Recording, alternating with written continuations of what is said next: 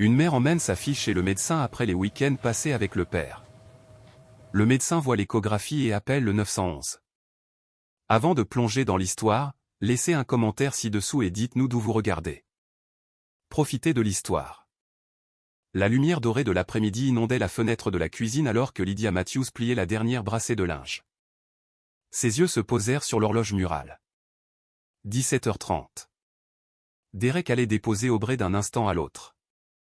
Ces dimanches soirs la remplissaient toujours d'un mélange de soulagement et d'appréhension. Soulagement de retrouver sa fille à la maison et appréhension quant à l'état dans lequel elle la trouverait. L'accord de garde était encore nouveau, 3 mois seulement après le divorce, et Aubrey, 6 ans, passait un week-end sur 2 chez son père. Chaque fois qu'elle rentrait, Lydia remarquait des changements subtils qui rongeaient ses instincts maternels. Le bruit d'une portière de voiture claquant à l'extérieur tira Lydia de ses pensées. Elle se dirigea vers la porte d'entrée, l'ouvrant juste au moment où Derek faisait remonter Aubrey le chemin. Même de loin, Lydia pouvait voir l'épuisement dans les yeux de sa fille. « Salut ma puce, j'ai passé un super week-end », annonça Derek avec son large sourire caractéristique qui n'atteignait jamais tout à fait ses yeux. « On s'est bien amusé, pas vrai ?» Aubrey hocha la tête silencieusement, ses petits doigts serrant les bretelles de son sac à dos. Ses yeux bleus, normalement vifs, semblaient ternes et ses couettes blondes étaient ébouriffées. « Est-ce qu'elle a mangé ?» demanda Lydia, essayant de garder sa voix neutre. Derek fit un geste dédaigneux. Elle n'avait pas faim. « Écoute, je dois y aller. J'ai une prise de service tôt demain. » Il reculait déjà vers sa voiture. « À dans 2 semaines, princesse. » Avant que Lydia ne puisse poser d'autres questions, il était parti, ne laissant derrière lui que le grondement faiblissant de sa vieille berline. S'agenouillant à la hauteur d'Aubrey, Lydia lui brossa doucement les cheveux du front. « Que dirais-tu d'un bon bain chaud et ensuite d'un peu de souper ? J'ai fait ta soupe au poulet préférée. »« Je suis vraiment fatigué, maman, » murmura Aubrey. « Est-ce que je peux juste aller me coucher ?» L'inquiétude serra la poitrine de Lydia. « Et si on prenait juste un bain rapide, ma chérie ? Ensuite, tu pourras aller te coucher tout de suite. » 20 minutes plus tard, alors que Lydia aidait Aubrey à enfiler son pyjama, elle ne put ignorer ce qu'elle voyait. La silhouette normalement mince de sa fille semblait différente. Son ventre ressortait visiblement, rond et ferme, d'une manière qui ne correspondait pas à ses bras et jambes par ailleurs minces. « Ton ventre te fait mal, chérie ?» demanda Lydia avec précaution en aidant Aubrey à boutonner son haut de pyjama. Aubrey hocha légèrement la tête. « Parfois, surtout après que j'ai mangé chez papa. »« Quel genre de nourriture papa te prépare-t-il » Aubrey haussa les épaules. « Parfois des céréales, parfois on va au drive-in, parfois j'ai juste des collations. » Lydia borda sa fille, l'esprit s'emballant d'inquiétude en la voyant s'endormir presque instantanément. Ce n'était pas seulement la fatigue d'un week-end amusant. Quelque chose n'allait pas. Après avoir allumé la veilleuse, Lydia ferma doucement la porte et se dirigea vers le sac à dos d'Aubrey. Elle déballa les vêtements du week-end, constatant que la plupart n'avaient pas été portés. Au fond du sac, elle trouva le lapin en peluche préféré d'Aubrey, M. Floppy, qui semblait inhabituellement sale. Prenant une décision, Lydia prit son téléphone et fit défiler jusqu'au numéro du docteur Evelyn Walsh. Evelyn était la pédiatre d'Aubrey depuis sa naissance et Lydia lui faisait entièrement confiance. Même si elle réagissait de manière excessive, mieux valait prévenir que guérir. « Bonjour, c'est le cabinet du docteur Walsh », fit la voix de la réceptionniste. « Bonjour, c'est Lydia Matthews, la maman d'Aubrey. J'ai besoin de prendre rendez-vous dès que possible. Quelque chose ne va pas avec ma fille. » En prononçant ces mots, Lydia ne pouvait se défaire du sentiment que ce qu'elle voyait n'était que la pointe de quelque chose de bien plus préoccupant. Elle mesura la ceinture du pyjama d'Aubrey avec ses doigts, confirmant ce que ses yeux avaient remarqué. Elle était définitivement plus serrée qu'il y a 2 semaines. Quoi qu'il arrive, Lydia était déterminée à aller au fond des choses. Le bien-être de sa fille en dépendait. Le cabinet du docteur Evelyn Walsh sentait toujours le désinfectant au citron et les sucettes à la cerise. Cette combinaison avait jadis fait sourire Aubrey. Mais aujourd'hui, alors que Lydia la guidait à travers la salle d'attente colorée, la petite fille serra M. Floppy plus fort contre sa poitrine. Madame Matthews, l'infirmière apparut avec un presse-papier. Le docteur Walsh peut voir Aubrey maintenant. Lydia ressentit une vague de gratitude. Le docteur Walsh les avait fait passer en urgence le lundi matin après avoir entendu l'inquiétude dans la voix de Lydia. Dans la salle d'examen, Aubrey était assise tranquillement sur la table recouverte de papier, ses jambes pendantes. La blouse à motif de dinosaure semblait engloutir sa petite silhouette, la rendant encore plus vulnérable. « Eh bien, bonjour mademoiselle Aubrey », le docteur Walsh entra avec son sourire chaleureux caractéristique. À la cinquantaine, avec des cheveux poivre et sel coupés en un carré pratique, elle possédait l'équilibre parfait entre professionnalisme et chaleur de grand-mère. « J'entends dire que ton ventre ne va pas très bien. » Aubrey hocha la tête, les yeux baissés. « Peux-tu me montrer où ça fait mal ?» demanda doucement le docteur Walsh. Aubrey désigna son ventre. « Et depuis combien de temps ton ventre te fait-il mal ?» Aubrey haussa les épaules, regardant sa mère pour obtenir de l'aide. « Il semble que ce soit pire après ses retours de week-end chez son père, » expliqua Lydia, « et j'ai remarqué que son abdomen semble distendu. Ses vêtements ne lui vont plus de la même manière. » Le docteur Walsh hocha la tête pensivement, gardant son attitude rassurante. « Jetons un coup d'œil, voulez-vous ? Aubrey, peux-tu t'allonger pour moi, ma chérie ?» Tandis que le docteur Walsh commençait son examen, Lydia observait son visage à la recherche du moindre signe d'inquiétude. Des années à amener Aubrey pour des examens de routine lui avaient appris à lire les changements subtils dans l'expression du médecin. Le léger froncement qui apparut entre les sourcils du docteur Walsh glaça le cœur de Lydia. « Avez-vous remarqué des changements dans l'appétit d'Aubrey ou dans ses habitudes aux toilettes ?» demanda le docteur Walsh. Sa voix, délibérément décontractée, pressait doucement différentes zones de l'abdomen d'Aubrey. « Elle a moins faim quand elle est avec moi, » répondit Lydia, et elle se plaint de maux d'estomac plus fréquemment. Le docteur Walsh hocha la tête, aidant Aubrey à s'asseoir. « Aubrey, ma chérie, je dois te poser quelques questions sur le moment où tu restes chez ton papa. Est-ce que ça va ?» Aubrey hocha la tête, ses doigts tourbillonnant nerveusement l'oreille de son lapin en peluche. « Quel genre de nourriture manges-tu quand tu es avec ton papa ? » Des céréales, murmura Aubrey. Et parfois on va au drive-in et des crackers. Et où dors-tu quand tu es chez papa ? Sur le canapé lit. Mais parfois Jimmy dort là aussi. Qui est Jimmy ? Demanda le docteur Walsh. Le fils de l'ami de papa. Il me garde quand papa doit travailler.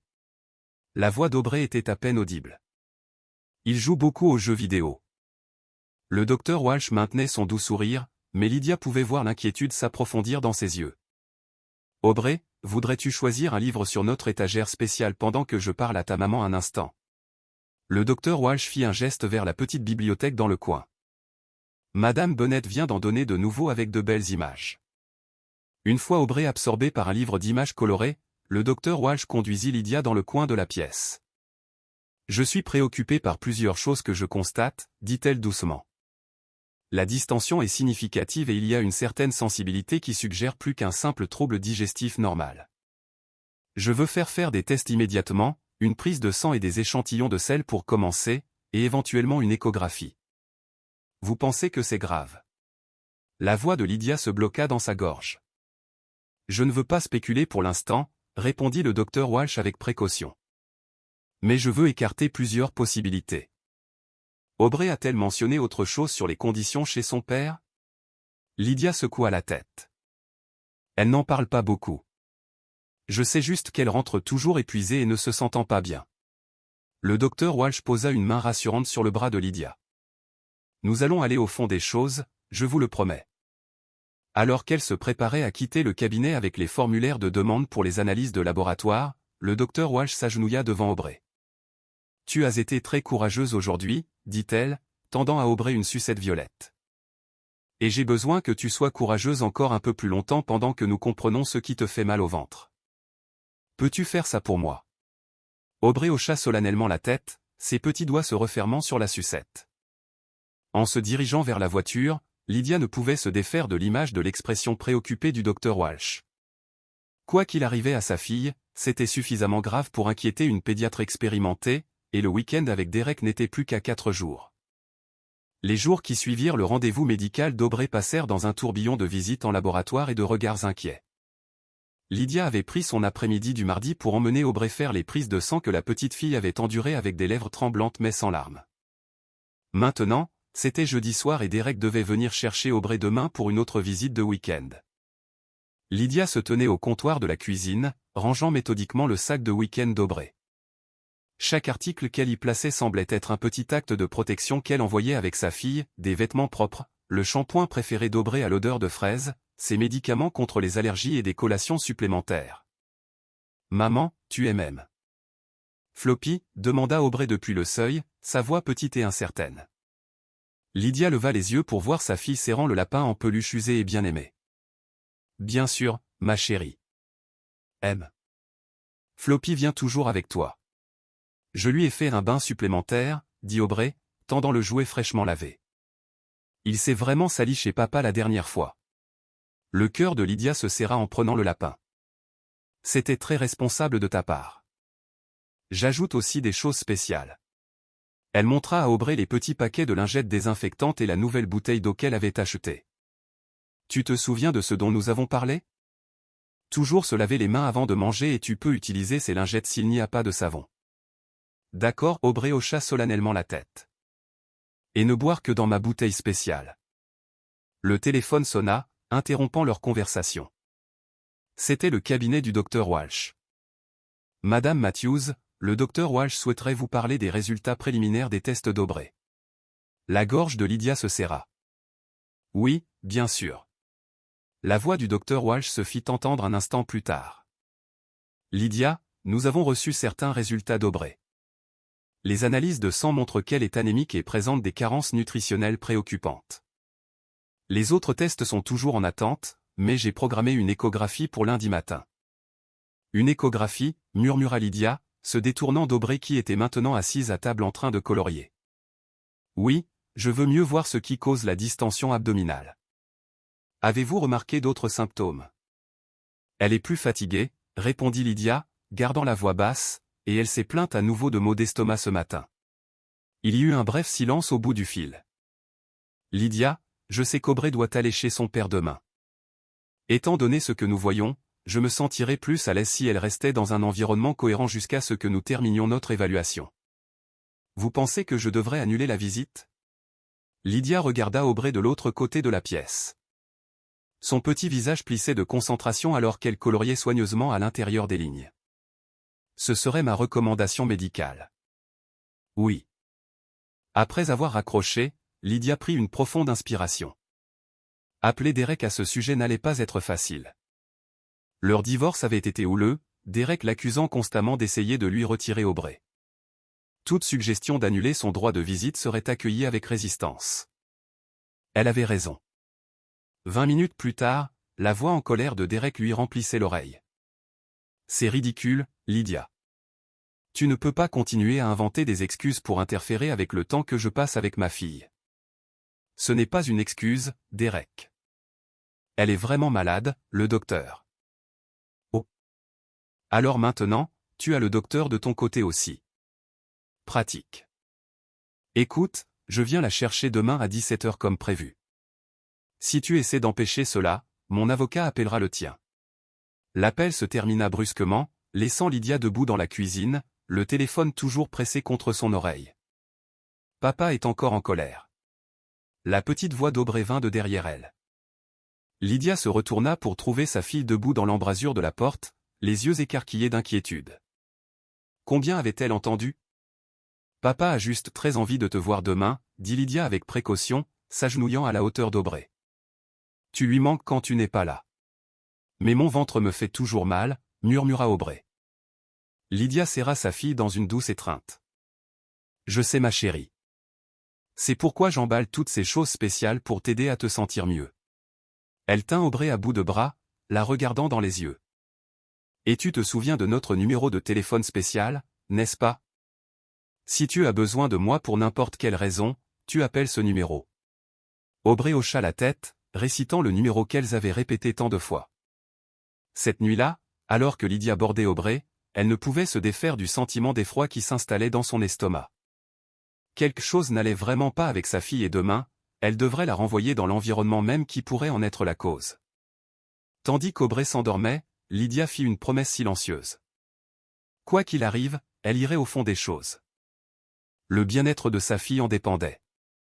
Le vendredi après-midi arriva avec des nuages sombres s'amoncelant à l'horizon, reflétant l'humeur de Lydia alors qu'elle regardait l'horloge approcher des 17 heures.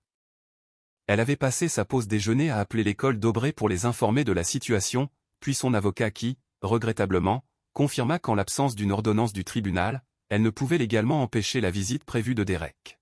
« Maman, c'est l'heure » demanda Aubrey assise sur le sol du salon, son sac de week-end à côté d'elle.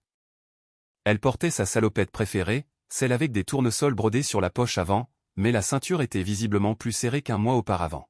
« Presque, ma chérie » répondit Lydia, forçant un sourire. « Tu te souviens de tout ce dont nous avons parlé » Aubrey hocha solennellement la tête. « Me laver les mains avant de manger. Utiliser ma bouteille d'eau spéciale.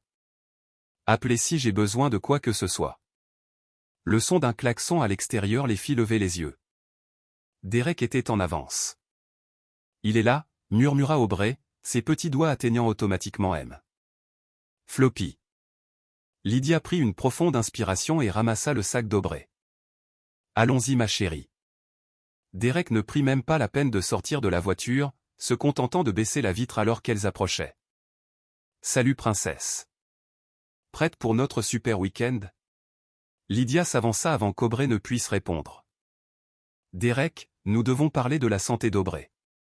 Le docteur Walsh est très préoccupé. » « Laisse tomber, Lydia » Derek la coupa. « Tu as déjà essayé ça au téléphone. Aubrey a l'air bien pour moi. » « Elle a une échographie prévue lundi matin » Lydia persista. « Elle est anémique et présente des carences nutritionnelles. Le médecin a spécifiquement recommandé. » « Je gère, d'accord ?» Le ton de Derek était dédaigneux. « Je suis son père. Je sais prendre soin de ma propre fille. » Lydia sentit sa frustration monter, mais elle savait que se disputer devant Aubrey ne ferait qu'aggraver les choses. Au lieu de cela, elle s'agenouilla à la hauteur de sa fille. « N'oublie pas ma chérie, je suis à un coup de fil. N'importe quand, jour et nuit. » Aubrey hocha la tête, ses yeux bleus écarquillés d'un mélange d'appréhension et de résignation qu'aucun enfant de 6 ans ne devrait jamais ressentir. Elle serra rapidement Lydia dans ses bras avant de monter sur la banquette arrière de la voiture de Derek. « À dimanche, princesse » cria Derek en s'éloignant du trottoir, laissant Lydia seule sur le trottoir, un nœud d'inquiétude se resserrant dans sa poitrine. Le week-end s'étira devant elle comme une étendue infinie. Lydia essaya de se distraire avec le travail et les tâches ménagères, mais ses pensées revenaient constamment à Aubrey. Elle avait essayé d'appeler 2 fois le samedi, mais Derek n'avait pas répondu. Le dimanche matin, son anxiété avait atteint son paroxysme. Quand le téléphone sonna enfin vers midi, Lydia se jeta dessus. « Madame Matthews, c'est le docteur Walsh. »« Pas Derek ?» Le cœur de Lydia se serra. « Docteur Walsh, je ne m'attendais pas. Tout va bien ? » « J'ai reçu les résultats des tests restants d'Aubrey, » dit le docteur Walsh, sa voix habituellement chaleureuse portant maintenant une pointe d'urgence. « Je suis suffisamment préoccupé pour vouloir avancer l'échographie. Pouvez-vous amener Aubrey dès demain matin ?» La prise de Lydia sur le téléphone se serra. Elle est avec son père jusqu'à ce soir. Que montraient les tests ? Il y eut une brève pause. L'échantillon de sel a révélé des signes d'une infection parasitaire significative. Cela aide à expliquer la distension abdominale et bon nombre de ses symptômes. Parasite, Lydia répéta, les trouvant étranges sur sa langue. Comment aurait-elle pu attraper des parasites ? Il y a plusieurs façons, expliqua le docteur Walsh avec précaution. Nourriture ou eau contaminée, mauvaises conditions sanitaires, exposition à un sol ou à des surfaces infectées. Il est essentiel que nous déterminions l'étendue de l'infection avec l'échographie. Après avoir assuré au docteur Walsh qu'elle amènerait Aubrey à 7h30 le lendemain matin, Lydia raccrocha et s'effondra sur le canapé, l'esprit s'emballant. Parasite. Le mot évoquait des images de conditions insalubres, de négligence, d'environnements auxquels aucun enfant ne devrait être exposé. Les heures précédant le retour de Derek avec Aubrey s'étirèrent. Quand ils arrivèrent enfin à 18h, Lydia attendait sur le porche. Son cœur se serra en voyant Aubrey. En seulement 2 jours, sa fille semblait encore plus épuisée. Son visage pâle, tiré. Elle a été un peu silencieuse aujourd'hui, remarqua Derek avec désinvolture alors qu'Aubrey sortait de la voiture, probablement juste fatigué de tout le plaisir que nous avons eu. Avant que Lydia ne puisse répondre, Aubrey trébucha légèrement sur le chemin. Lydia s'élança, attrapant le bras de sa fille pour la stabiliser. « Je vais bien maman, » murmura Aubrey, mais ses yeux racontaient une autre histoire. « Merci pour ce super week-end, princesse » cria Derek depuis la voiture. « À dans 2 semaines. » Alors que la voiture disparaissait dans la rue, Lydia guida Aubrey à l'intérieur, remarquant à quel point la petite fille s'appuyait lourdement contre elle. « As-tu faim, ma chérie ? J'ai fait ta soupe préférée. » Aubrey secoua la tête. « Je suis vraiment fatigué maman. Est-ce que je peux juste aller me coucher ?» À table, Aubrey se contenta de pousser la soupe dans son bol avant que ses paupières ne commencent à s'affaisser. Lydia observait sa fille, la colère et l'inquiétude se disputant en elle. Quoi qu'il se passait chez Derek, cela rendait Aubrey malade, vraiment gravement malade. Demain, l'échographie révélerait à quel point les choses étaient réellement graves. Et ensuite, Lydia se promit qu'elle ferait tout ce qu'il fallait pour protéger sa fille. La salle d'attente du centre d'imagerie pédiatrique était décorée de joyeuses fresques sous-marines, mais Lydia les remarqua à peine. À côté d'elle, Aubrey était assise tranquillement, portant toujours son pyjama sous son manteau, car Lydia n'avait pas voulu perdre un instant pour l'amener au rendez-vous matinal. Aubrey Matthews, une technicienne en tenue colorée apparut à la porte, un presse-papier à la main, et Lydia se leva, guidant doucement Aubrey. La technicienne les conduisit dans un couloir vers une pièce faiblement éclairée dominée par un appareil d'échographie. Le docteur Walsh nous rejoindra sous peu, expliqua la technicienne en aidant Aubrey à s'installer sur la table d'examen. En attendant, je vais tout préparer. Aubrey, je vais te mettre un gel spécial sur le ventre. Cela pourrait être un peu froid. D'accord, Aubrey hocha la tête, les yeux écarquillés alors qu'elle observait chaque mouvement de la technicienne. Lorsque le docteur Walsh entra quelques minutes plus tard, Lydia ressentit une vague de soulagement. La présence du médecin était rassurante, mais le fait qu'elle soit venue superviser l'échographie personnellement ne fit que confirmer la gravité de la situation. « Bonjour Aubrey » dit chaleureusement le docteur Walsh.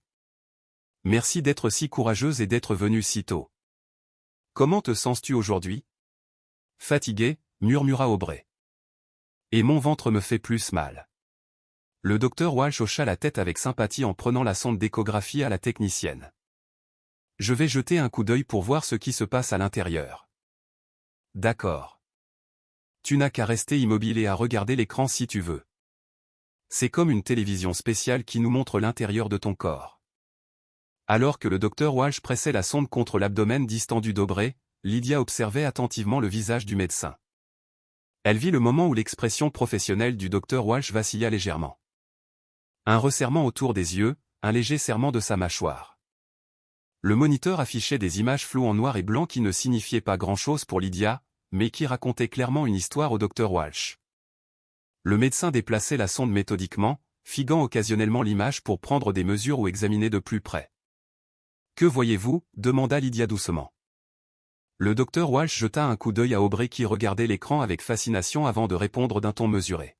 « Il y a une inflammation significative et des preuves de l'infection que nous soupçonnions, plus étendues que ce que j'espérais. » Après avoir terminé l'échographie, le docteur Walsh tendit à Aubrey un petit dauphin en peluche d'un panier près de la machine. « Tu as été formidable, Aubrey. Voudrais-tu aller avec mademoiselle Rivière choisir un autocollant pendant que je parle à ta maman un instant ?» Une fois Aubrey parti avec la technicienne, l'attitude professionnelle du docteur Walsh laissa place à une véritable inquiétude. « Lydia, la situation est grave. L'infection parasitaire s'est propagée dans tout son tube intestinal. Les images ont montré une inflammation substantielle et ce qui semble être de multiples colonies d'organismes. Nous devons commencer le traitement immédiatement. » Lydia sentit le sang quitter son visage. « Comment ? Comment un enfant contracte-t-il une infection aussi grave ? » « Généralement par exposition à des environnements fortement contaminés, » répondit le docteur Walsh avec précaution. « Mauvaises conditions sanitaires ou insalubres, contact avec des surfaces ou des sols infectés. » Aubrey a-t-elle mentionné quoi que ce soit sur les conditions de la maison de son père ? Lydia secoua la tête. Elle n'en parle pas beaucoup. J'ai essayé de lui demander mais elle reste silencieuse. Au retour d'Aubrey, affichant fermement un autocollant étoile pailleté sur sa main, le docteur Walsh suggéra qu'elle se rende toute à son bureau pour discuter des prochaines étapes. Elle tendit à Aubrey un livre de coloriage et des crayons, la plaçant à une petite table dans le coin pendant qu'elle parlait à voix basse. Je lui prescris un traitement antiparasitaire, expliqua le docteur Walsh. Nous devrons la surveiller de près pendant les prochaines semaines. Et Lydia, je recommande fortement qu'elle ne retourne pas dans un environnement qui aurait pu causer cela, tant que nous n'avons pas déterminé la source. Sur le chemin du retour, avec Aubrey somnolent sur la banquette arrière, l'esprit de Lydia tourbillonnait de questions et de préoccupations. Elle devait comprendre exactement ce qu'Aubrey vivait chez Derek. Ce soir-là, après qu'Aubrey ait pris sa première dose de médicaments, Lydia s'assit à côté d'elle sur le lit pour leur moment d'histoire du soir. Au lieu d'ouvrir un livre, elle prit doucement la main d'Aubrey. « Ma chérie, pouvons-nous parler un peu de tes week-ends avec papa? J'ai besoin de mieux comprendre ce qui s'y passe. » Aubrey baissa les yeux, ses doigts tripotant le bord de sa couverture. « Ça va? Tu n'es pas en difficulté, l'assura Lydia. Je veux juste t'aider à te sentir mieux. Jimmy n'aime pas faire la cuisine, murmura finalement Aubrey. Et la cuisine est vraiment sale. Et quand papa est à la maison, est-ce qu'il cuisine pour toi? Les yeux bleus d'Aubrey rencontrèrent ceux de Lydia, remplis d'une tristesse qui lui brisa le cœur. Na casa papa, dit-elle, utilisant l'expression portugaise que la mère brésilienne de Lydia avait apprise, ce qui signifiait « chez papa il n'y a pas de vrai dîner ». La simple déclaration frappa Lydia comme un coup physique. Alors qu'elle bordait Aubrey, elle remarqua quelque chose de petit et de sombre sur l'oreille de M. Floppy. En regardant de plus près, elle réalisa que c'était un insecte, le même qu'elle avait trouvé dans le sac à dos d'Aubrey. Les pièces du puzzle s'assemblaient enfin, et le tableau qu'elle formait était profondément troublant. Mardi matin, une clarté que Lydia n'avait pas ressentie depuis des semaines se fit jour. Après avoir découvert l'insecte sur M. Floppy, elle avait passé la moitié de la nuit à rechercher les infections parasitaires et leurs causes, et l'autre moitié à passer des appels téléphoniques. D'abord à son avocate, puis à l'intermédiaire familial nommé par le tribunal qui avait géré leurs arrangements de garde. Madame Matthews, le docteur Walsh est en ligne pour vous, annonça son assistante, passant la tête par la porte du bureau de Lydia où elle essayait de se concentrer sur son travail. Le docteur Walsh commença sans préambule. J'ai de nouveau examiné les résultats des tests d'Aubrey et je dois vous voir toutes les deux dans mon cabinet aujourd'hui. À quelle heure pouvez-vous venir? L'urgence dans la voix du médecin glaça Lydia. Je peux aller chercher Aubrey à l'école maintenant. Nous serons là dans 30 minutes. Le cabinet du docteur Walsh semblait plus petit, en quelque sorte plus sérieux, sans la chaleur habituelle de leurs examens réguliers. Aubrey était assise sur les genoux de Lydia, inhabituellement collante depuis le début de son traitement. « Merci d'être venu si vite, » dit le docteur Walsh, fermant la porte derrière elle. « Aubrey, voudrais-tu jouer avec le kit médical spécial pendant que je parle à ta maman ?»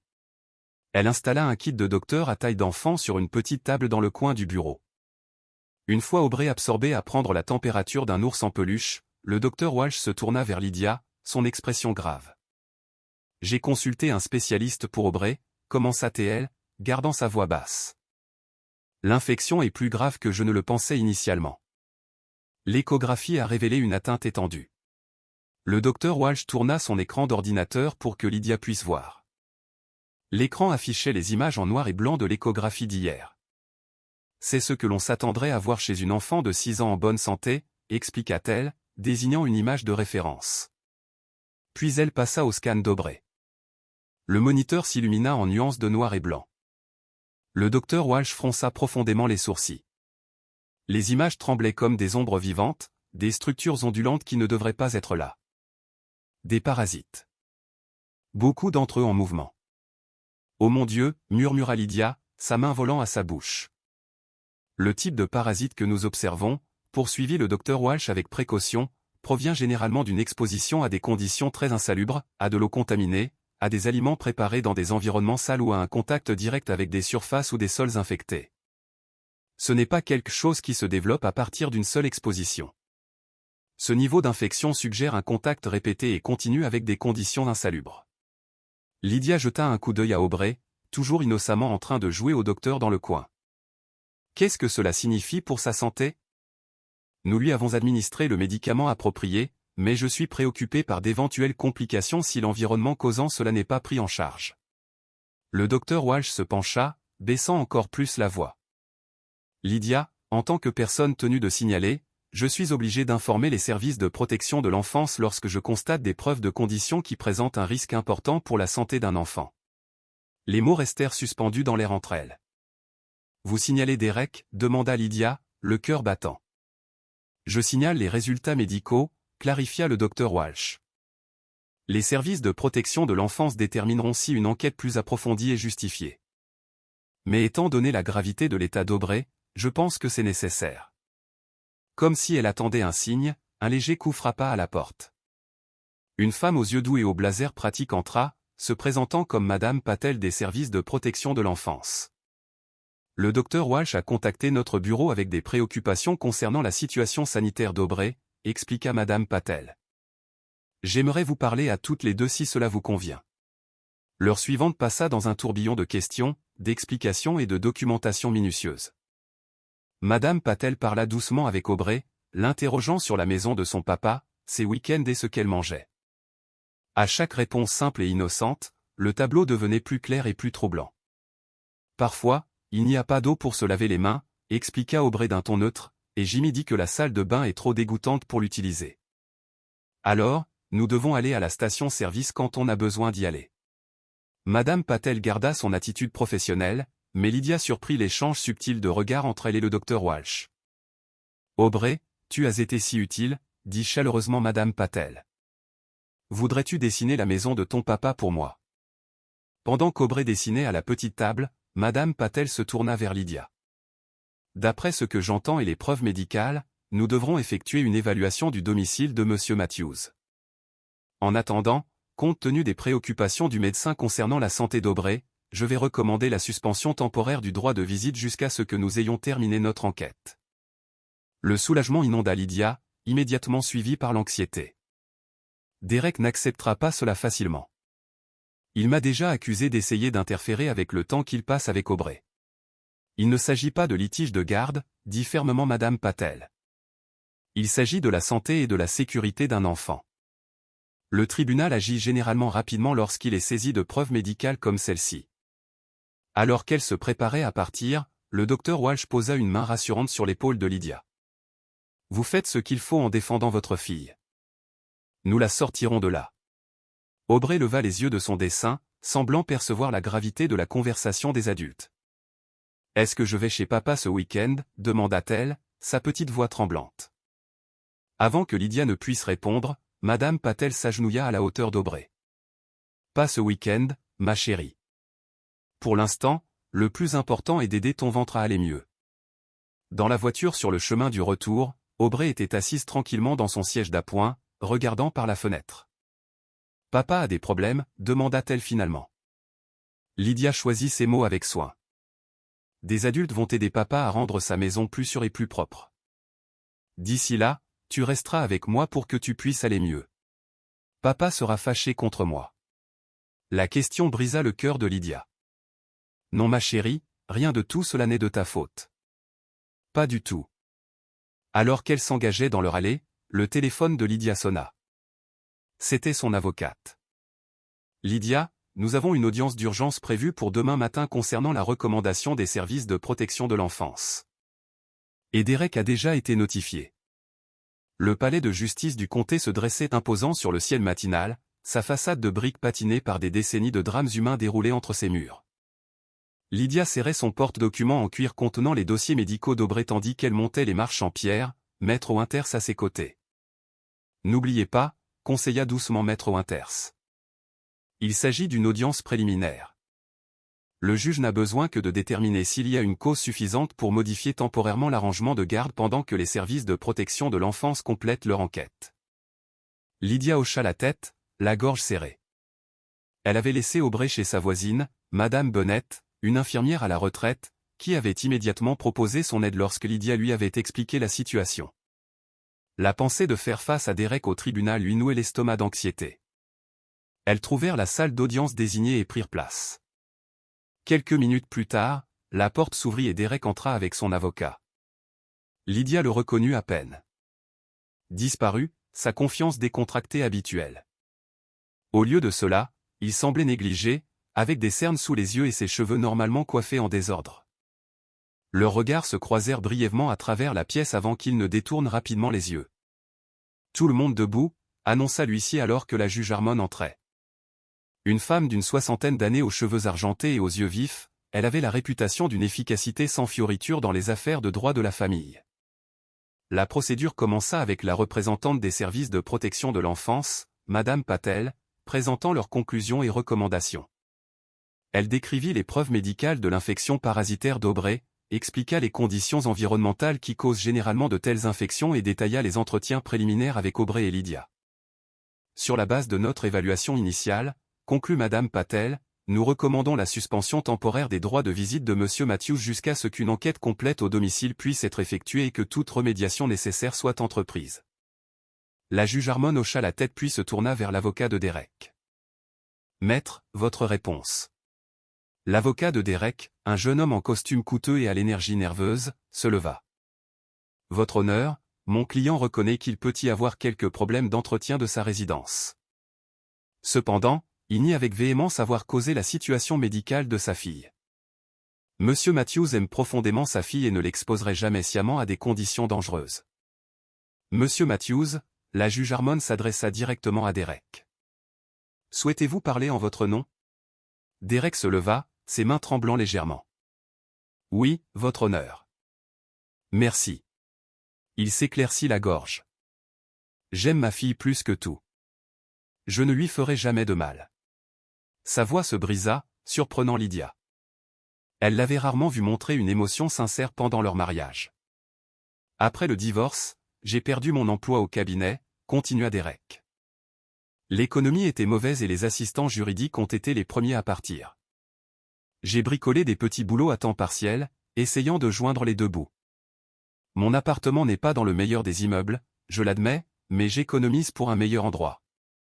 L'expression de la juge Harmon resta neutre. Et la situation de la supervision? Madame Patel a mentionné quelqu'un nommé Jimmy qui était en charge de votre fille. Derek se déplaça inconfortablement. Jimmy est le fils de mon voisin. Il a 18 ans. Quand je prenais des quarts de week-end au dépanneur, j'avais besoin de quelqu'un pour garder Aubrey. Aucune garderie n'est ouverte la nuit et je ne pouvais pas me permettre une baby-sitter régulière. Jimmy a proposé d'aider pour moins que le salaire minimum. Et les conditions décrites par votre fille? La salle de bain insalubre, le manque de nourriture adéquate et les installations de lavage des mains insuffisantes. Les épaules de Derek s'affaissèrent. Le propriétaire n'a pas réparé la plomberie correctement. Parfois l'eau coule marron, alors nous évitons de l'utiliser. Et oui, parfois la salle de bain refoule. C'est mauvais, mais je me suis plaint pendant des mois sans réponse. J'ai postulé à des programmes d'aide, mais il y a des listes d'attente partout. Les refuges ne prennent pas les pères célibataires avec des filles de l'âge d'Aubrey. 2 voisins qui m'aidaient à la garder ont déménagé. Pour la première fois, Lydia vit au-delà de sa colère la situation désespérée à laquelle Derek était confronté. Cela n'excusait pas de mettre Aubrey en danger, mais cela peignait un tableau plus complexe qu'une simple négligence. Votre honneur, continua Derek, sa voix se raffermissant. Je reconnais que ma situation de vie n'est pas idéale pour Aubrey en ce moment, mais s'il vous plaît, ne me coupez pas entièrement de sa vie. Elle est tout ce qui me reste. La juge Harmon réfléchit un instant, puis se tourna vers l'avocate de Lydia. Madame Winters, votre cliente souhaite-t-elle répondre? Maître Winters regarda Lydia qui hocha la tête et se leva. Votre honneur, je n'essaie pas de punir Derek ou de priver Aubrey de lui de façon permanente, dit Lydia avec précaution. Mais ma fille est gravement malade à cause des conditions auxquelles elle a été exposée. Le médecin a les scanners et les résultats des tests ici même, dit-elle en désignant le porte-document. Quelles que soient les intentions de Derek, la réalité est que la santé d'Aubrey a été compromise. Elle a besoin de stabilité et d'un environnement propre pour se rétablir. La juge Harmon hocha la tête pensivement. J'apprécie les réponses mesurées des 2 parents. La principale préoccupation de ce tribunal est toujours le bien-être de l'enfant. Elle se tourna vers Derek. Monsieur Matthews, bien que je sympathise avec vos difficultés financières, la santé et la sécurité d'un enfant doivent prévaloir. Le visage de Derek s'effondra alors que la juge continuait. J'ordonne donc une suspension temporaire des droits de visite avec nuitée en attendant l'achèvement de l'enquête au domicile des services de protection de l'enfance et toute remédiation requise. En attendant, Monsieur Matthews pourra avoir un droit de visite supervisé 2 fois par semaine au centre de ressources familiales. Alors qu'il sortait de la salle d'audience, Lydia se retrouva face à face avec Derek dans le couloir. « Tu as toujours été le parent parfait, n'est-ce pas » dit-il amèrement. « Jamais de difficultés, jamais d'échec. »« Il ne s'agit pas d'être parfait, Derek, » répondit Lydia doucement. « Il s'agit d'Aubrey qui est malade, vraiment malade à cause des conditions chez toi. » Quelque chose changea dans l'expression de Derek. « À quel point est-ce grave » demanda-t-il, sa voix soudainement petite. « Son infection, je veux dire. »« Assez grave pour que le docteur Walsh fasse appel à des spécialistes » répondit honnêtement Lydia. « Elle prend des médicaments puissants et doit être étroitement surveillée. » Derek passa une main dans ses cheveux ébouriffés. « Je n'ai jamais voulu lui faire de mal. Tu dois le croire. C'est juste que tout s'est effondré si vite après le divorce. J'essayais de garder la tête hors de l'eau. » Un bref instant, Lydia aperçut l'homme qu'elle avait autrefois aimé, imparfait mais non malveillant, en difficulté d'une manière qu'elle n'avait pas pleinement comprise. « Aubrey a toujours besoin de son père, dit-elle finalement, mais elle a besoin d'un père qui puisse lui offrir un environnement sûr. » Alors que Derek hocha la tête et se détournait, Lydia réalisa que la voie à suivre serait plus compliquée qu'elle ne l'avait imaginé. Il ne s'agissait pas seulement de protéger Aubrey de Derek, il s'agissait d'aider les deux à trouver une manière plus saine d'être père et fille. La salle de thérapie pour enfants de Westside Family Service était peinte dans des tons doux de bleu et de vert avec des nuages pochoirs au plafond et une table et des chaises miniatures au centre. Des jouets garnissaient les étagères, poupées, blocs, fournitures d'art et une maison de poupées qui attira immédiatement l'attention d'Aubrey. « Vas-y » encouragea le docteur Mira Patel, la psychologue pour enfants que le docteur Walsh avait recommandée. « Tu peux jouer avec tout ce que tu veux pendant que nous parlons. » Aubrey s'approcha de la maison de poupées avec hésitation, jetant un coup d'œil à Lydia qui était assise sur une chaise près de la porte. « C'est bon ma chérie » Lydia hocha la tête d'un air encourageant. « Je serai juste là. » Le docteur Patel était une femme chaleureuse aux yeux doux derrière d'élégantes lunettes rouges. Elle s'assit en tailleur sur le sol près d'Aubrey, maintenant une distance respectable pendant que la petite fille explorait la maison de poupées. « Cette maison a une maman, un papa et une petite fille » observa Aubrey, ramassant les figurines en bois. « Comme ta famille » fit remarquer doucement le docteur Patel. « Où mettrais-tu chaque personne dans la maison » Lydia observa Aubrey placer soigneusement la figurine de la mère dans la cuisine, la figurine de l'enfant dans une chambre et hésiter avec la figurine du père. « Où doit être le papa » demanda le docteur Patel. Aubrey réfléchit longuement. « Dehors » décida-t-elle finalement, le plaçant près de la porte d'entrée. « Il vient rendre visite. » Au cours des 45 minutes suivantes, le docteur Patel guida Aubrey à travers des scénarios de jeu qui révélèrent progressivement sa compréhension de la séparation de ses parents, de la situation de vie de son père et de sa propre maladie. Lydia s'émerveilla de la façon dont la psychologue parvenait habilement à extraire des informations sans jamais qu'Aubrey ne se sente interrogé. « Aubrey, j'ai remarqué que la petite fille ne mange pas chez le papa dans ton jeu. Peux-tu me raconter cela » demanda le docteur Patel alors qu'Aubrey déplaçait les figurines dans un scénario de repas. « La maison du papa n'a pas de bonne nourriture » expliqua Aubrey d'un ton neutre. « Et la table est collante. » Et comment la petite fille se sent-elle à ce sujet ? Les petits doigts d'Aubrey tordirent la figurine de l'enfant avec anxiété. Faim et peur des insectes. Lydia sentit son cœur se serrer. Même en sachant ce qu'elle savait maintenant de l'appartement de Derek, entendre Aubrey exprimer ses expériences si innocemment était douloureux. Lorsque la séance se termina, le docteur Patel demanda à Aubrey si elle pouvait avoir quelques minutes seule avec sa mère. Aubrey hocha la tête et s'installa à un poste de coloriage visible à travers la fenêtre du bureau. « Madame Matthews » commença le docteur Patel une fois qu'elles furent seules. Aubrey fait preuve d'une résilience remarquable, mais elle a clairement été affectée à la fois par la maladie physique et par le stress émotionnel de la situation. « Que puis-je faire pour l'aider » demanda Lydia, observant sa fille à travers la fenêtre. « Continuez la stabilité que vous lui apportez. Les enfants s'épanouissent avec la routine et la prévisibilité, surtout lorsqu'ils ont vécu des environnements imprévisibles ou dangereux. » L'expression du docteur Patel devint pensive. « Je veux aussi aborder quelque chose d'important. Aubrey se sent responsable de la situation de son père. » Responsable ? Mais elle n'a que 6 ans. Les enfants internalisent souvent les problèmes des adultes, surtout lors de perturbations familiales. elle a fait plusieurs commentaires suggérant qu'elle pensait avoir fait quelque chose de mal qui a poussé son père à vivre dans une mauvaise maison et que le fait qu'elle tombe malade pourrait lui causer des problèmes. Lydia ressentit une vague de culpabilité l'envahir. J'étais tellement concentré sur sa santé physique que je n'avais pas réalisé.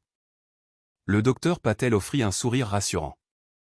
C'est tout à fait normal.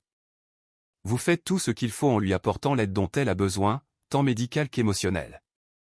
À l'avenir, il sera important de souligner que rien de tout cela n'est sa faute et que ses deux parents l'aimaient, quel que soit l'endroit où ils vivent ou la fréquence à laquelle ils la voient.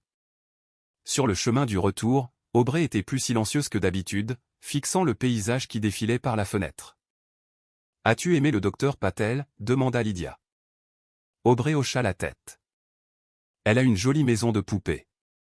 Elle a dit que tu avais été très sage aujourd'hui. Quelques instants de silence passèrent avant qu'Aubrey ne parle à nouveau.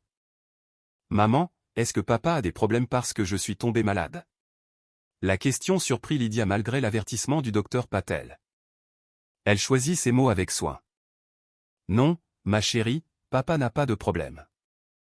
Les adultes s'assurent juste que sa maison est sûre et propre avant que tu ne lui rendes visite à nouveau. Mais il avait l'air triste lors de la visite d'hier. Lydia repensa à leur première visite supervisée au centre familial. Derek était arrivé avec un nouveau livre pour Aubrey et une nervosité évidente. Il avait fait de son mieux pour rendre ces 2 heures spéciales, apportant des collations saines et s'engageant pleinement dans le jeu d'Aubrey. C'était un côté de lui que Lydia n'avait pas vu depuis des années. « Papa est triste de ne pas te garder », expliqua Lydia. « Mais il comprend que pour l'instant tu as besoin d'être là où les médecins peuvent t'aider à aller mieux. » Elles s'engagèrent dans l'allée de leur petit bungalow où Madame Bennett attendait sur le porche avec un plat couvert. « J'ai pensé que vous aimeriez toutes les deux un peu de soupe au poulet maison », cria la vieille dame alors qu'elles approchaient.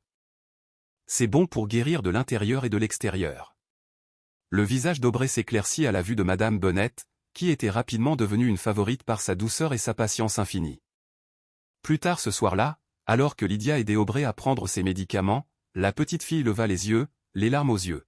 « Je promets que je mangerai bien. »« Ne me renvoie plus là-bas » murmura-t-elle, sa voix tremblante. Les mots frappèrent Lydia comme un coup physique. « Oh ma chérie !» Elle serra Aubrey dans ses bras, veillant à ne pas la serrer trop fort compte tenu de son abdomen encore sensible. « Tu n'as rien fait de mal et personne ne t'envoie quelque part où tu ne te sens pas en sécurité. »« Mais je veux voir papa, » dit Aubrey, sa voix étouffée contre l'épaule de Lydia. « Et tu le verras. Papa travaille à améliorer sa maison. En attendant, tu le verras au lieu de visite spéciale comme hier. » Alors qu'elle bordait Aubrey, Lydia remarqua M. Floppy, fraîchement lavé et réparé là où son oreille s'était décousue, serré fermement dans les bras de sa fille. « Quand reverrai-je papa » demanda Aubrey d'une voix endormie. « Après-demain » promit Lydia, « et il est très excité de te voir. » En voyant sa fille s'endormir, Lydia réfléchit aux complexités de leur situation. Le processus de guérison commençait non seulement pour les maux physiques d'Aubrey, mais aussi pour les blessures émotionnelles qui avaient été infligées involontairement par les 2 parents pendant leur difficile transition. Le chemin à parcourir ne serait pas simple, mais pour la première fois depuis des semaines, Lydia entrevit une lueur d'espoir qu'ils pourraient tous trouver leur chemin vers un endroit plus sain. Le doux carillon de la sonnette tira Lydia de son sommeil, assise à la table de la cuisine, entourée de factures médicales et de formulaires d'assurance. Elle avait veillé tard toutes les nuits de cette semaine pour essayer de naviguer dans le labyrinthe de la paperasse des soins de santé tout en maintenant un semblant de normalité pour Aubrey. En ouvrant la porte, elle trouva Madame Bennett debout sur le porche avec un panier dans les bras. « Vous avez l'air épuisée, ma chère, » dit Madame Bennett, ses yeux observateurs scrutant l'apparence froissée de Lydia. « J'ai pensé que vous pourriez avoir besoin de ça. » Le panier contenait plusieurs plats faits maison dans des récipients soigneusement étiquetés, une courte pointe faite à la main et une petite enveloppe. « Madame Bennett, c'est trop » protesta Lydia, bien qu'elle ressente une vague de gratitude l'envahir. « Allons donc » répondit la vieille femme en entrant. « Quand mon Albert était malade il y a des années, ce sont les voisins qui nous apportaient de la nourriture qui m'ont permis de tenir le coup. Et cette courte pointe, elle désigna la création colorée en patchwork, a été faite par notre cercle de couturières du quartier. Chacune a contribué un carré. » Lydia déplia la courte pointe, remarquant les noms brodés dans chaque patch. Des gens qu'elle ne connaissait que de vue avaient contribué, la bibliothécaire qui aidait Aubrey à trouver des livres, la pharmacienne qui avait accéléré la prescription d'Aubrey, même l'infirmière scolaire. Je ne savais pas que tant de gens connaissaient notre situation, dit Lydia, passant ses doigts sur la broderie.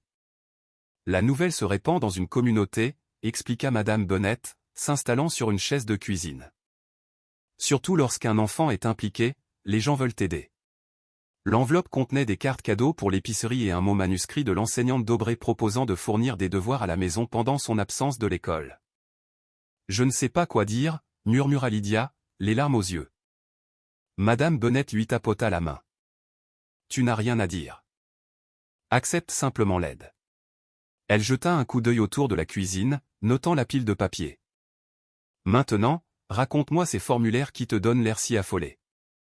Autour d'une tasse de thé, Lydia expliqua la situation compliquée de l'assurance. Les traitements spécialisés pour l'infection parasitaire d'Aubrey n'étaient pas entièrement couverts et les factures qui s'accumulaient la tenaient éveillée la nuit. Quand mes enfants étaient petits, dit pensivement Madame Bennet, j'ai dû les protéger de leur père aussi. Lydia leva les yeux, surprise.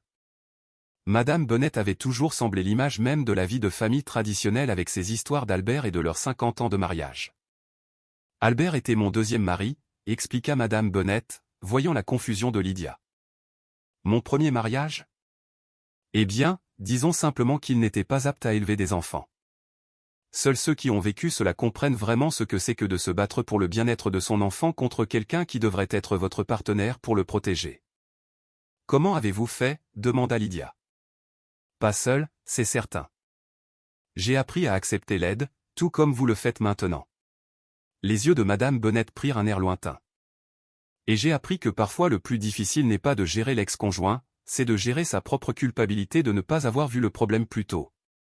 Les mots frappèrent Lydia avec une précision étonnante. Lydia luttait contre ce même sentiment, se demandant si elle aurait dû remarquer les signes plus tôt, interroger Aubrey plus en profondeur sur ses week-ends avec Derek ou se battre plus fort contre l'arrangement de garde initial. Tu ne peux pas changer le passé, continua doucement Madame Bennet, mais tu peux construire un meilleur futur pour Aubrey et pour toi-même. Plus tard cet après-midi-là, Lydia emmena Aubrey à sa première réunion de groupe de soutien au centre de ressources familiales.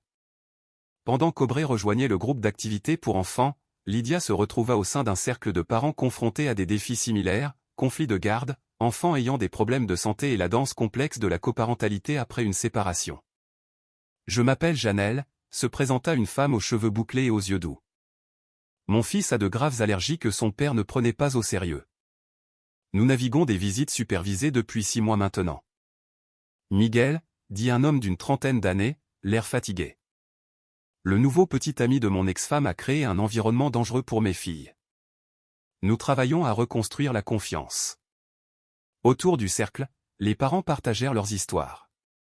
Certaines pires que la situation de Lydia, d'autres meilleures, mais toutes unies par leur détermination à protéger leurs enfants tout en maintenant les liens familiaux chaque fois que possible. L'animateur du groupe, un thérapeute familial nommé Marcus, guida la conversation avec une douce expertise. L'objectif n'est pas d'éliminer l'autre parent, expliqua-t-il, c'est de créer l'environnement le plus sûr et le plus sain pour votre enfant, tout en reconnaissant que dans la plupart des cas, les enfants bénéficient des relations avec les deux parents lorsque ces relations sont positives et sûres. Alors que Lydia racontait l'histoire d'Aubrey, elle sentit un poids se lever. Personne ne la jugea pour les émotions complexes qu'elle ressentait envers Derek. La colère à propos de la maladie d'Aubrey, mêlée de sympathie pour ses difficultés. Le désir de protéger sa fille en conflit avec la reconnaissance de l'amour d'Aubrey pour son père. Le plus difficile, admit-elle, c'est de voir à quel point Aubrey veut encore lui faire plaisir, même après tout cela. Hier, elle m'a demandé quand elle pourrait retourner aider à nettoyer la maison de papa pour pouvoir lui rendre visite à nouveau. Des hochements de tête compréhensifs parcoururent le groupe. Les enfants sont remarquablement résilients et indulgents, observa Marcus. Notre travail est de les protéger tout en les aidant à maintenir des relations appropriées. C'est un équilibre délicat. Après la réunion, Janelle s'approcha de Lydia pendant que leurs enfants jouaient à proximité. Ça devient plus facile, dit-elle, offrant son numéro de téléphone à Lydia.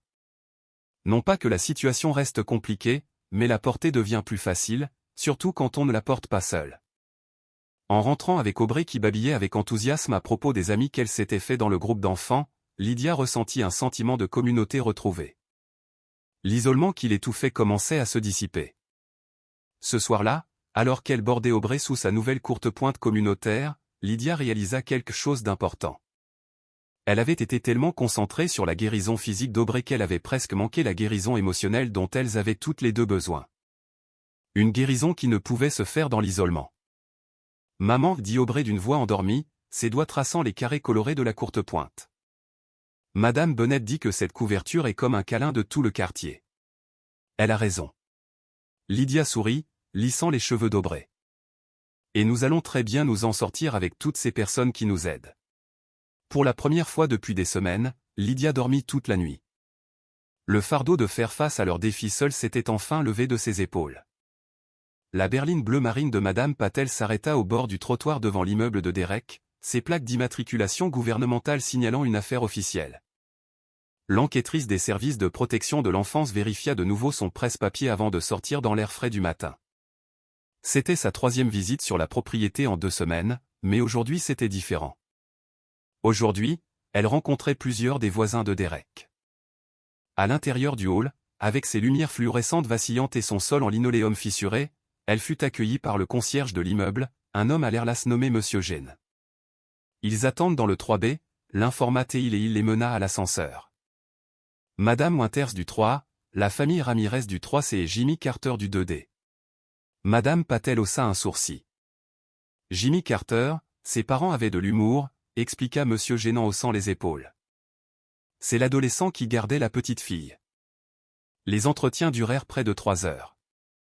Madame Winters, une femme âgée aux mains rhumatisantes et aux yeux vifs, décrivit les problèmes de plomberie fréquents qui affectaient tout le 3e étage.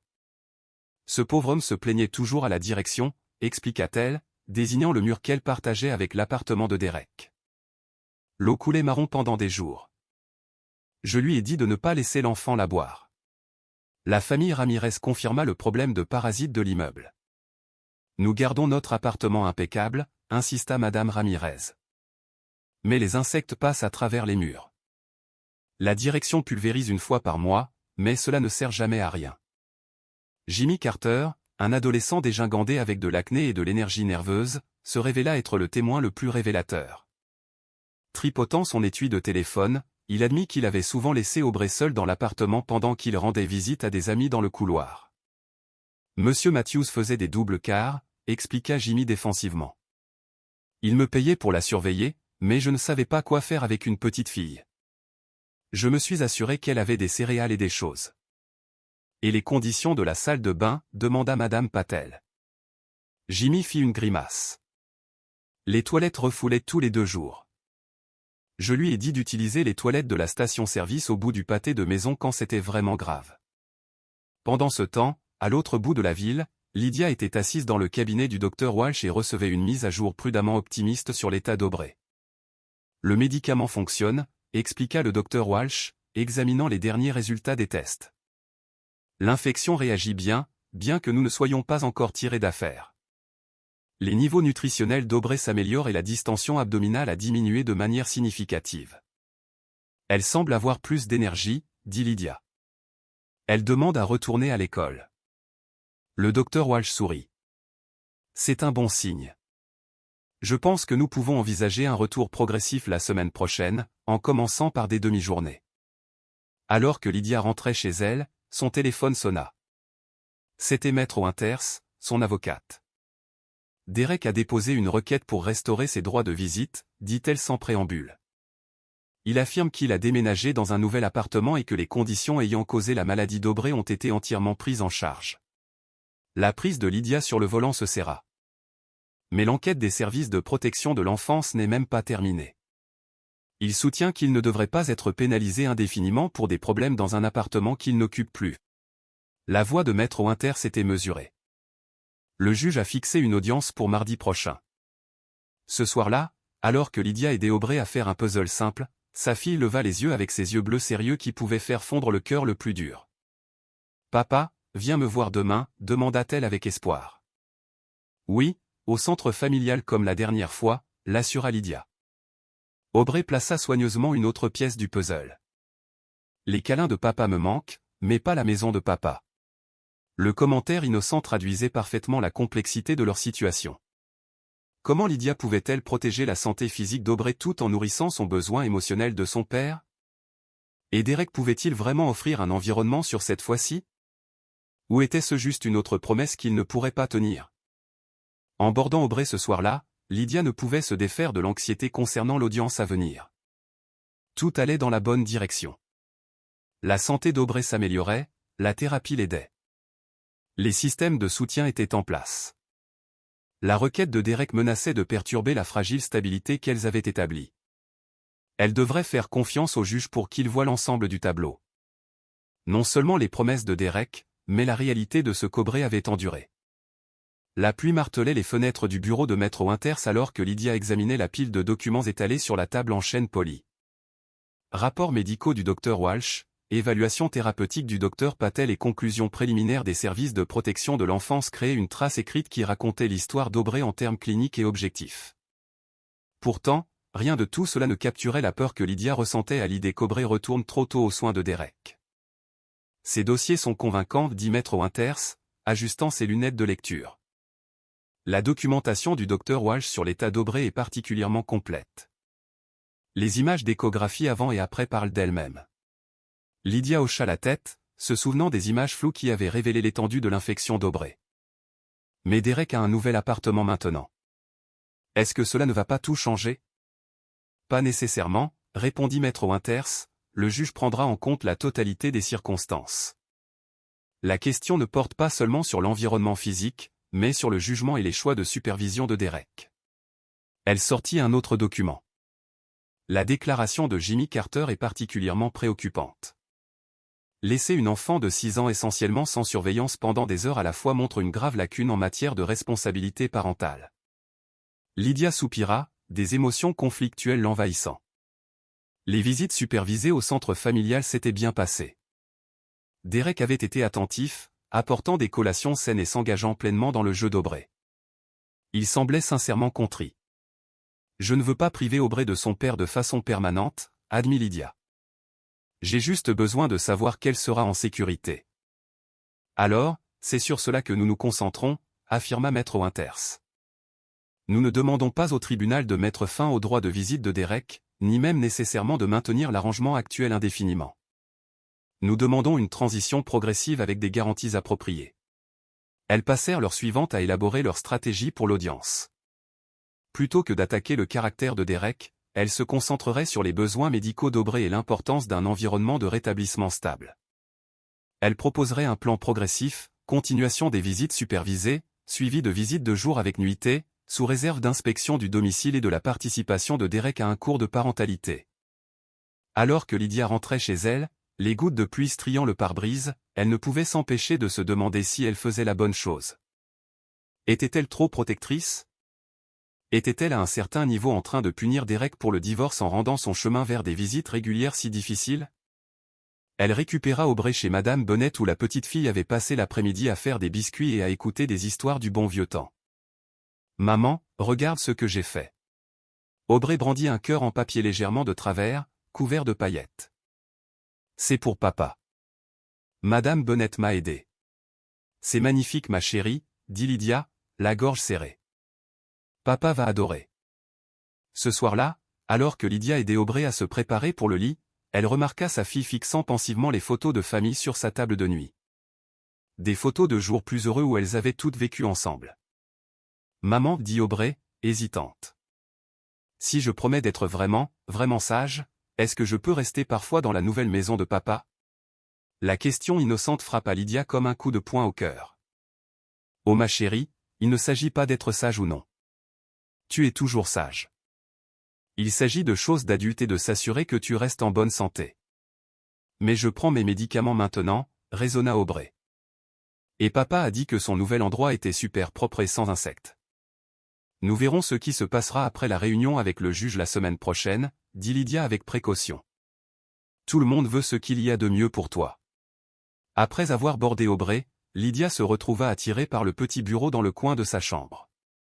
Elle sortit une feuille de papier et commença à dessiner quelque chose qu'elle n'avait pas fait depuis l'université.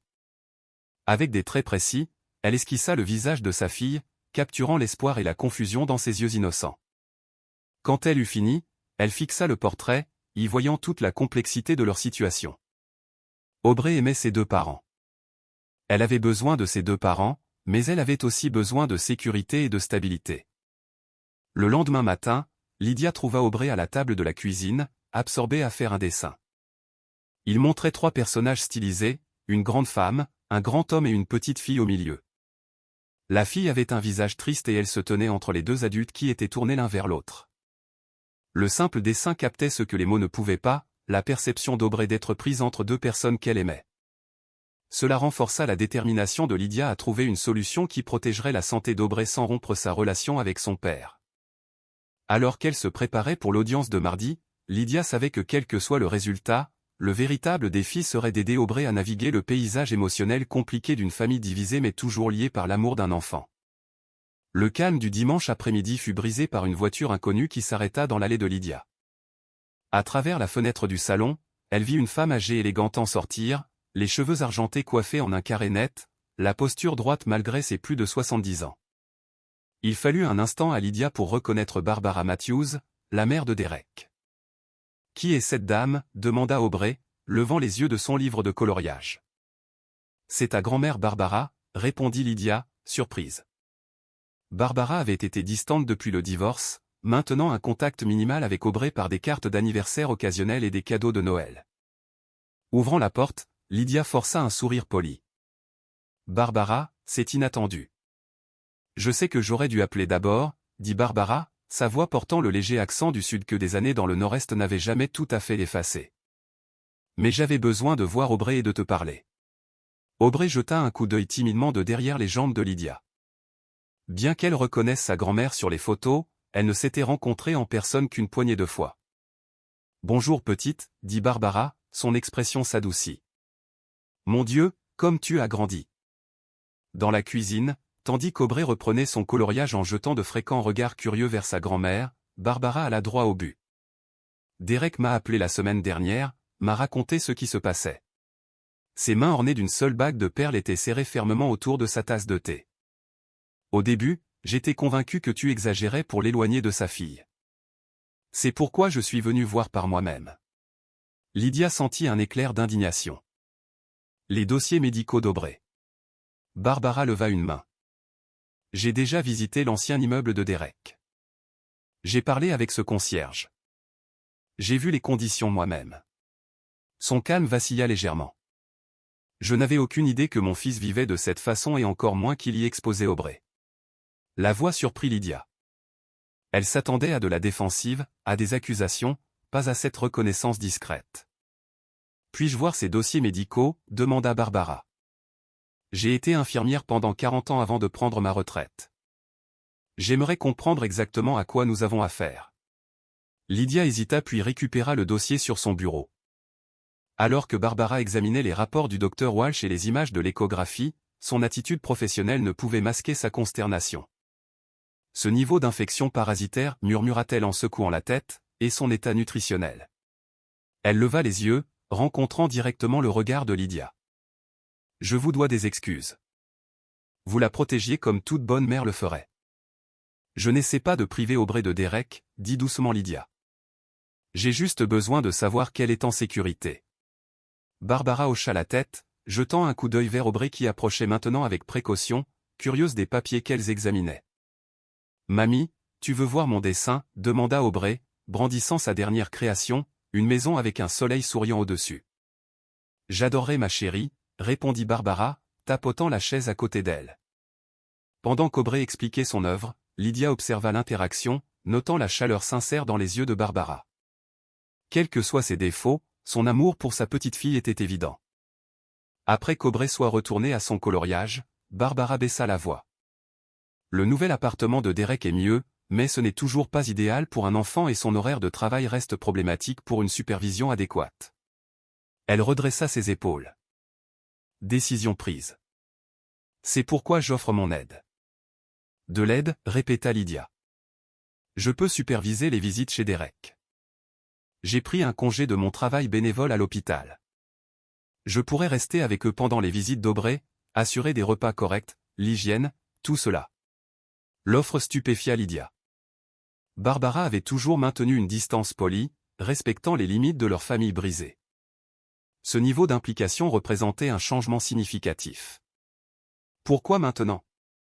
Lydia ne put s'empêcher de demander. Le regard de Barbara se posa sur Aubrey. Parce que je les ai tous les deux laissés tomber, dit-elle doucement. J'aurais dû être plus présente après le divorce. Derek était en difficulté et je me suis dit qu'il devait se débrouiller seul.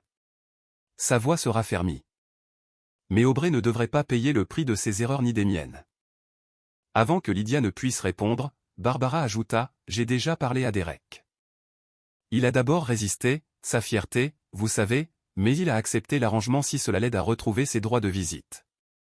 Ce soir-là, après que Barbara soit partie avec la promesse de revenir bientôt, Lydia regarda Aubrey jouer avec la petite figurine en porcelaine que sa grand-mère lui avait apportée, une délicate ballerine qui avait appartenu à Barbara enfant. L'alliance inattendue avec Barbara offrait à la fois espoir et complication. L'implication de la mère de Derek pourrait fournir la supervision dont Aubrey avait besoin tout en maintenant son lien avec son père. Mais cela signifiait aussi inviter une autre personne dans leur dynamique familiale déjà complexe. À l'approche de l'audience de mardi, Lydia se demanda comment le juge verrait ce nouveau développement. L'implication de Barbara serait-elle considérée comme une étape positive vers un arrangement plus sûr ou serait-elle perçue comme un aveu que Derek ne pouvait pas fournir des soins adéquats par lui-même? Plus tard cette nuit-là, Lydia reçut un message texte d'un numéro qu'elle voyait rarement sur son téléphone ces jours-ci. La mère de Derek m'a parlé de sa visite. Je suis désolé pour tout ce qu'Aubrey a traversé. Je veux arranger les choses. Le simple message, exemple de la défensive et du reproche qui avait caractérisé leur communication récente, donna à Lydia une lueur d'espoir qu'ils étaient peut-être tous enfin prêts à faire passer les besoins d'Aubrey en premier. Le couloir du palais de justice bourdonnait de conversations chuchotées alors que Lydia était assise sur un banc de bois poli, lissant les plis invisibles de sa robe bleu marine. À côté d'elle, Maître Winters révisait ses notes une dernière fois. De l'autre côté du couloir, Derek et son avocat étaient penchés en conversation, jetant parfois un coup d'œil dans leur direction. Derek était différent aujourd'hui, ses cheveux soigneusement coupés, portant une chemise repassée et une cravate que Lydia reconnaissait de leur mariage. Plus frappante que son apparence était son comportement. L'hostilité défensive de leur précédente comparution au tribunal avait été remplacée par un sérieux sombre. Tout le monde debout, cria l'huissier alors qu'ils entraient dans la salle d'audience. La juge Harmon entra, ses lunettes à monture argentée posées sur son nez alors qu'elle examinait le dossier devant elle. Nous sommes ici pour réexaminer les arrangements de visite pour Aubrey Matthews, commença-t-elle, s'adressant aux deux parties. Je crois comprendre qu'il y a eu des développements depuis notre dernière audience. Maître Winters se leva la première. Oui, votre honneur. Bien que nous maintenions notre préoccupation concernant la santé et la sécurité d'Aubrey, nous reconnaissons que M. Matthews a trouvé un nouveau logement. Le Dr Walsh a fourni une évaluation médicale actualisée de l'état d'Aubrey qui montre une amélioration, mais un besoin continu de supervision médicale. La juge hocha la tête, se tournant vers l'avocat de Derek. Et votre position, maître? Votre honneur, mon client a apporté des changements significatifs pour répondre aux préoccupations du tribunal. Il a déménagé dans un nouvel appartement dans un immeuble avec un entretien et des sanitaires adéquats. Il a suivi 2 cours de parentalité au centre de ressources familiales avec d'excellentes évaluations de la part des instructeurs. Il fit une pause, désignant Barbara. De plus, la mère de M. Matthews, Barbara Matthews, a proposé de superviser les visites pour assurer le bien-être d'Aubrey. La juge Harmon tourna son attention vers la représentante des services de protection de l'enfance. Madame Patel, quelle est votre évaluation de la situation? Madame Patel s'approcha de la tribune. Votre honneur, nous avons effectué une inspection de la nouvelle résidence de M. Matthews. Bien qu'elle représente une amélioration significative par rapport à ses conditions de vie précédentes, nous avons toujours des préoccupations concernant son horaire de travail et le manque d'arrangement de garde d'enfants cohérent pendant d'éventuelles visites avec nuitée. Pendant l'heure suivante, le tribunal entendit les témoignages du Dr Walsh sur les progrès médicaux d'Aubrey, de Madame Patel sur les résultats de l'inspection du domicile et de l'instructeur des cours de parentalité sur la participation et l'évolution de Derek. Puis la juge Harmon fit quelque chose d'inattendu. Madame Matthews, Monsieur Matthews, veuillez vous approcher de la barre. Lydia échangea un regard surpris avec son avocate avant de rejoindre Derek devant le banc du juge. Hors dossier, dit la juge Harmon, sa voix s'adoucissant légèrement. Je fais ce métier depuis 23 ans et j'ai vu des milliers de familles en conflit. Ce que je vois ici n'est pas 2 personnes qui veulent se nuire mutuellement, mais deux parents qui luttent pour faire ce qui est juste pour leur enfant dans des circonstances difficiles. Elle regarda directement Derek. Monsieur Matthews, votre situation de vie a clairement posé un risque pour la santé de votre fille, que vous l'ayez voulu ou non, cela ne fait aucun doute. Derek hocha la tête, acceptant la réprimande sans discuter. Elle se tourna vers Lydia. Madame Matthews, votre préoccupation pour votre fille est appropriée et bien fondée, mais les enfants ont besoin de leurs deux parents chaque fois que possible. Lydia sentit les larmes monter et les retint. Je n'ai jamais voulu priver Aubrey de son père, votre honneur. J'ai juste besoin de savoir qu'elle est en sécurité. La juge Harmon hocha la tête.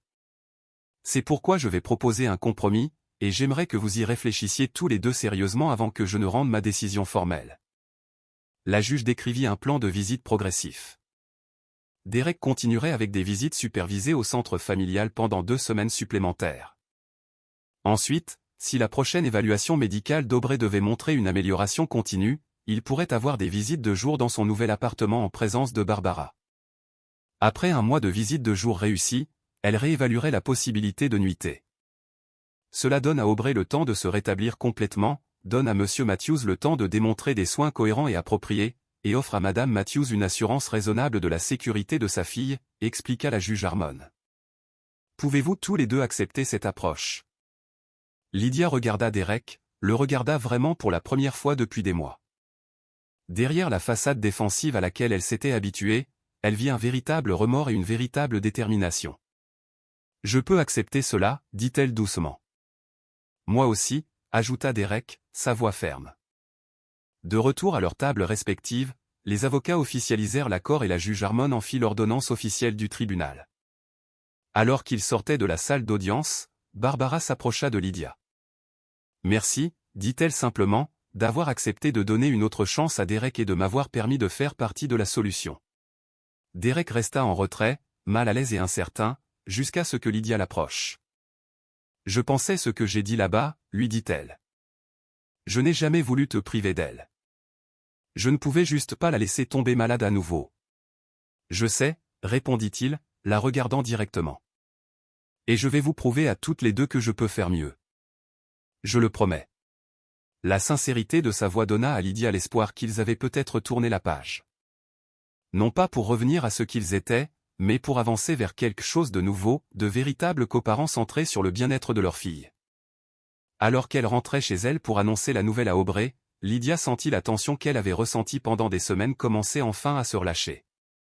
La route à venir aurait encore ses défis, mais pour la première fois, elle avait l'impression qu'ils allaient tous dans la même direction.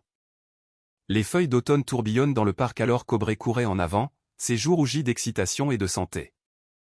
8 semaines s'étaient écoulées depuis l'audience du tribunal et la transformation de la petite fille était remarquable. Son énergie était revenue, son appétit était robuste et les examens médicaux montraient désormais des résultats normaux dans l'ensemble.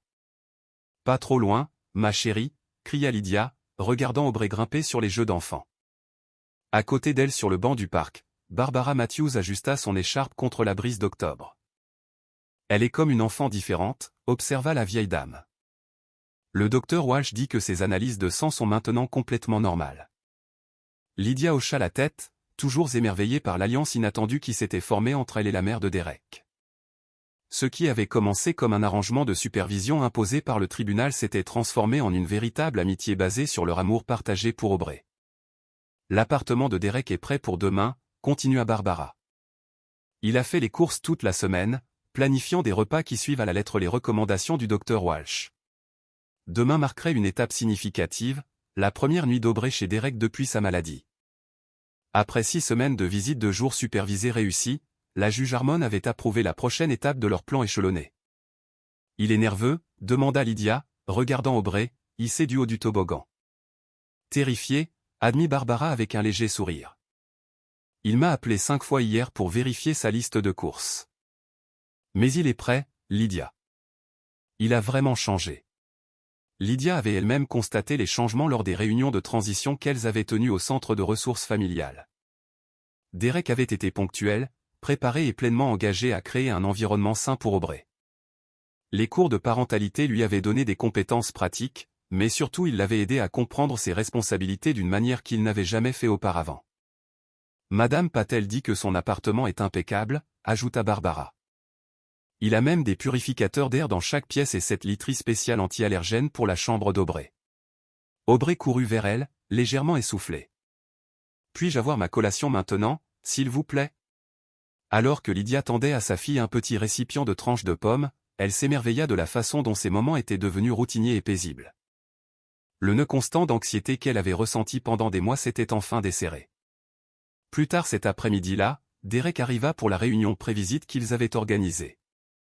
Tandis que Barbara emmenait Aubrey à la cuisine pour l'aider à préparer une collation, Lydia et Derek s'assirent dans le salon, examinant le plan pour la visite avec nuité. « J'ai fait un tableau de son horaire de médicaments », expliqua Lydia, lui tendant une carte plastifiée. « La dose du soir est la plus importante. » Derek hocha la tête, étudiant attentivement le tableau. « J'ai réglé des alarmes sur mon téléphone comme rappel. » Il hésita, puis ajouta, « Je sais que tu es toujours inquiète. » Je ne t'en veux pas. Je suis moins inquiète que je ne l'étais, admit honnêtement Lydia. Tu as fait le travail, Derek, je peux le voir. L'instructeur du cours de parentalité a dit quelque chose qui m'a vraiment marqué, dit Derek, fixant ses mains. Elle a dit, les enfants n'ont pas besoin de parents parfaits. Ils ont besoin de parents qui se soucient suffisamment pour continuer à essayer, à apprendre, à être présents. Il leva les yeux, rencontrant directement le regard de Lydia. Je veux être ce genre de père pour Aubrey. La simple sincérité de sa voix toucha quelque chose en Lydia qu'elle croyait endurcie depuis longtemps. Tu sais, dit-elle avec précaution, quand nous nous sommes séparés pour la première fois, je voyais tout en noir et blanc. J'étais le bon parent. Tu étais celui qui ne se souciait pas assez. Mais la vie n'est pas si simple, n'est-ce pas? Derek secoua la tête. J'ai fait des erreurs graves. J'ai laissé ma fierté m'empêcher de demander de l'aide quand j'en avais besoin. Aubrey en a payé le prix et je ne me pardonnerai jamais complètement. Sa voix se raffermit. Mais je vous promets que cela ne se reproduira plus jamais. De la cuisine vint le son du rire d'Aubrey alors que Barbara disait apparemment quelque chose d'amusant. Le son joyeux servit de rappel de l'importance de tout cela, de la raison pour laquelle ils travaillaient tous si dur pour créer une nouvelle dynamique familiale à partir des morceaux de l'ancienne. Alors que Derek s'apprêtait à partir, finalisant les plans pour venir chercher Aubrey après l'école le lendemain, il s'arrêta à la porte. « Merci, dit-il simplement, de ne pas avoir abandonné l'idée de moi en tant que père d'Aubrey. Vous auriez pu vous battre pour la garde exclusive après ce qui s'est passé et vous auriez gagné. Ce n'aurait pas été ce qu'il y a de mieux pour Aubrey, répondit Lydia. Elle a besoin de nous deux. » Après le départ de Derek, Lydia se retrouva attirée par les photos de famille exposées sur l'étagère. Parmi elles, une nouvelle addition, une photo prise lors du dernier rendez-vous de suivi d'Aubrey avec le Dr Walsh montrant la petite fille tenant fièrement son certificat où tout va bien, flanquée de ses deux parents. Ce n'était pas le portrait de famille que Lydia avait autrefois imaginé avoir, mais c'était peut-être quelque chose d'aussi précieux, un témoignage de résilience, de croissance, et de la priorisation des besoins d'un enfant au-dessus des conflits adultes. Alors qu'elle aidait Aubrey à faire son sac de nuit pour la visite du lendemain, Lydia réalisa que ce n'était pas la fin de leur voyage, mais plutôt le début d'un nouveau chapitre. Un chapitre où la coparentalité signifiait véritablement travailler ensemble, même en vivant séparés. « Tu es excité de rester dans le nouvel appartement de papa ?» demanda Lydia alors qu'Aubrey plaçait soigneusement M. Floppy dans son sac à dos. « Oui », Aubrey hocha la tête. « Papa dit qu'on peut faire des crêpes pour le petit déjeuner et mamie Barbara sera là aussi. » La simple acceptation dans la voix de sa fille confirma ce que Lydia avait espéré. Que la famille n'était pas définie par ceux qui vivaient sous le même toit, mais par le cercle de personnes qui l'aimaient et la protégeaient, où qu'elle soit. 6 mois s'étaient écoulés depuis la première nuit passée par Aubrey dans le nouvel appartement de Derek. Le soleil printanier inondait les fenêtres du cabinet du Dr Walsh alors que la pédiatre passait en revue ses notes avec un sourire satisfait. « Eh bien, Aubrey Matthews » annonça TL, posant sa tablette. « Je crois que nous pouvons officiellement clore ce chapitre de votre parcours médical. Vos derniers tests ne montrent aucune trace d'infection. Votre poids est parfait et vous êtes l'image même de la santé. » Aubrey, assise entre Lydia et Derek sur la table d'examen, rayonnait de fierté. À 6 ans et demi, elle ressemblait à une enfant différente de la petite fille pâle et distendue qui était venue pour la première fois au cabinet du Dr Walsh ce jour préoccupant. Ses joues étaient roses, ses yeux bleus vifs et son énergie débordante. Ça veut dire que je n'aurai plus de vilains médicaments, demanda Aubrey avec espoir. Le docteur Walsh, plus de vilains médicaments, confirma TL. Juste des contrôles réguliers comme n'importe quel autre enfant. Dehors sur le parking, Barbara attendait dans sa voiture, ayant conduit Derek au rendez-vous. Le système de soutien de la famille était devenu une machine bien huilée. Barbara supervisait toujours certaines visites. Madame Bennett restait une voisine et une babysitter occasionnelle appréciée, et le centre de ressources familiales fournissait des ressources continues aux besoins. Une glace pour fêter ça, suggéra Derek alors qu'il sortait du bâtiment médical. Avant le déjeuner. Lydia haussa un sourcil puis sourit. Je crois qu'aujourd'hui, il faut un peu enfreindre les règles. Au salon de glace, ils choisirent une table près de la fenêtre. En regardant Aubrey dévorer joyeusement sa glace à la fraise, Lydia s'émerveilla du chemin parcouru par eux tous. Derek avait impeccablement entretenu son nouvel appartement, suivi volontairement des cours de parentalité supplémentaires et ajusté son horaire de travail pour répondre aux besoins d'Aubrey. La supervision imposée par le tribunal avait pris fin il y a des mois, remplacée par un arrangement de coparentalité qui fonctionnait réellement. « J'ai quelque chose pour vous », annonça soudainement Aubrey, fouillant dans son petit sac à dos. Elle en sortit un morceau de papier canson soigneusement plié et le tendit à ses deux parents. Lydia et Derek le déplièrent ensemble pour révéler un dessin au crayon d'une maison avec eux tous debout à l'extérieur, Lydia, Derek, Aubrey, Mamie Barbara et même Madame Bennett. Autour de tout le dessin, une clôture blanche en bois les encerclait tous. « La clôture est là pour nous protéger, maman », expliqua Aubrey avec une sagesse innocente.